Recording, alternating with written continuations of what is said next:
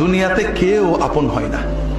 যে বউ আপন 2 ঘন্টা আপন তাকে 4 ঘন্টা ঝগড়া করে আছে। যে ছেলে আপন সে 2 ঘন্টা কথা শুনে তো 4 ঘন্টা কথা শুনে না, ঠিক না বেঠিক? যে ভাই আপন সে ভাই 2 ঘন্টা আপন আর 2 ঘন্টা পর। যে বাবা আপন, যে সবচেয়ে আপন মা আপন, সেও দেখা যাচ্ছে আরেক ভাইয়ের কথা শুনে পর হয়ে যায়, হয় না? হাজিরিন, দুনিয়াতে কেউ 16 আনা আপন হয় না। আমাদের এই জীবনটা পরকে আপন করার, মানুষকে খুশি করার জন্য একটা সংগ্রাম। ছোটবেলায় বাবা মাকে খুশি করার চেষ্টা করেছি, পারিনি, কত মারছে, ঠিক না বেঠিক?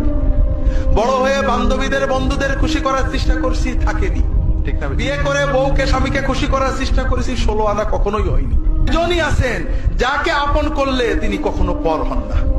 কে? আল্লাহকে আপন করতে পারলে সব সময় আল্লাহকে সাথে পাবেন। যদি আল্লাহকে আপন করে নিতে পারেন, আপনার বিপদে আপদে কষ্টে দুঃখে সব সময় মনে হবে